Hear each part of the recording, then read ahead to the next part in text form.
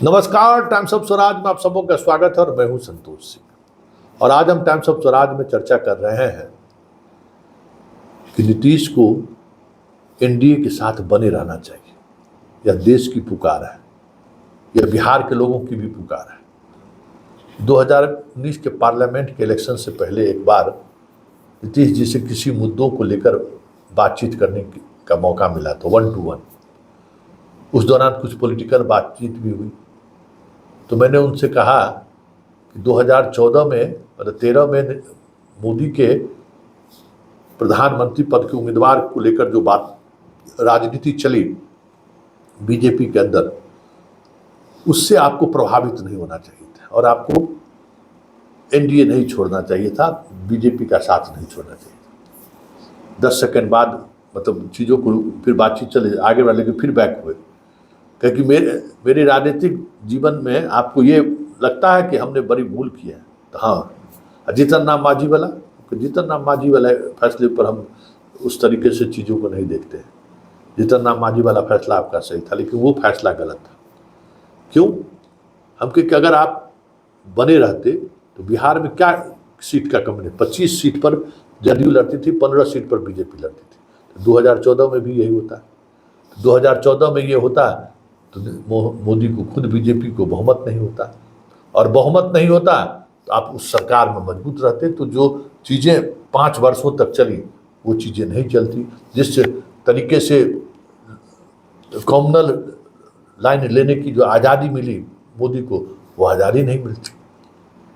तो सारे लोग इस तरीके के सोचने वाले लोग हैं कि मोदी के साथ रहते हुए मोदी को जितना आप कंट्रोल कर सकते हैं, मोदी से दूर रह के आप उसको नियंत्रित नहीं कर सकते, क्योंकि मोदी हमेशा अपने परिवार के बारे में मतलब बीजेपी के बारे में नहीं सोचता है, वो विपक्ष के बारे में ज़्यादा सोचता है और विपक्ष की राजनीति वो ज़्यादा करते हैं।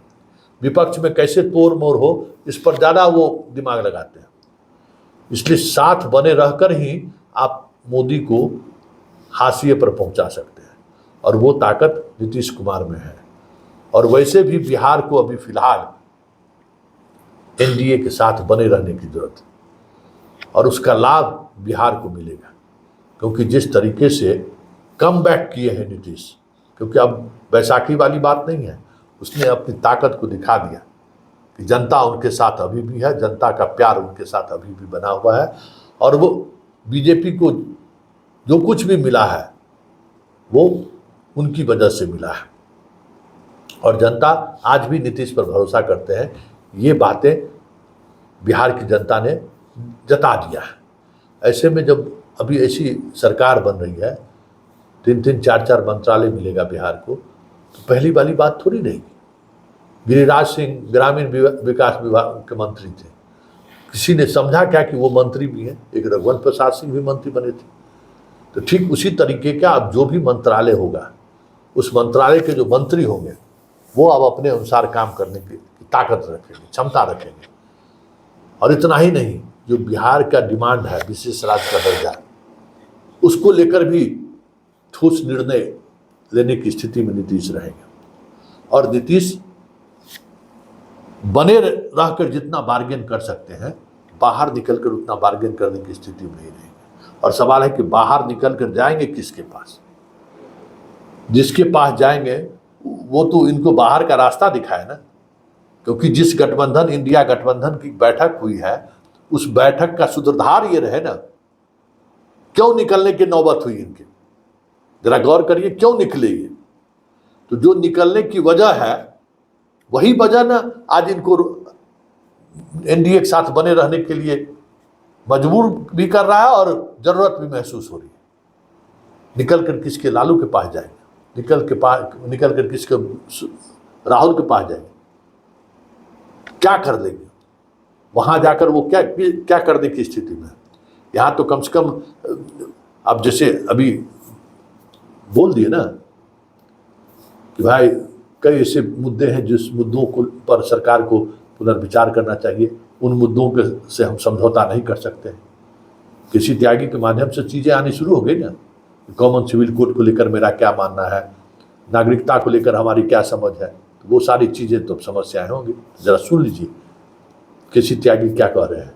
इसलिए हम कह रहे हैं कि नीतीश का मोदी के साथ बने रहना जरूरी है। उन कमियों खामियों को दूर किया जाए जिसको लेकर के जनता ने सवाल उठाए। यूसीसी पर भी क्या यूनिफॉर्म सिविल कोड पर पार्टी के राष्ट्रीय अध्यक्ष होने के नाते विधि आयोग के अध्यक्ष श्री चौहान को मुख्यमंत्री चिट्ठी लिख चुके हैं।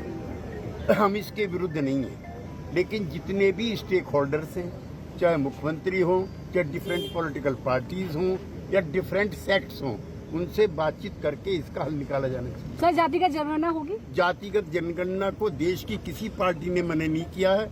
बिहार ने रास्ता दिखाया है। प्रधानमंत्री ने भी ऑल पार्टी डेलीगेशन में इसका विरोध नहीं किया है। इसलिए जातिगत जनगणना समय की मांग है और हम इसको परसू करेंगे। सर, बिहार को विशेष राज्य का दर्जा देने की मांग इस सरकार में कोई प्री कंडीशन नहीं है, अनकंडीशनल सपोर्ट है। लेकिन बिहार को विशेष राज्य का दर्जा दिया जाए, ये हमारे दिल और दिमाग में है। बंटवारे के बाद बिहार की जो दुर्गति हुई है, जो पलायन हुआ है, जो बेरोजगारी है, जब तक उसको बिहार को विशेष राज्य का दर्जा नहीं होगा, ये असमानता दूर नहीं होगी। गठन से पहले मांग होगी कि बाद में? मैंने बता दिया कोई प्री कंडीशन नहीं है। हटाने की बात करेंगे अग्निवीर योजना नहीं, उसकी बातचीत होनी चाहिए। त्यागी जी, आप लोग अग्निवीर योजना की विरोध करते रहे हैं पहले, जब हम सजा देते रहे।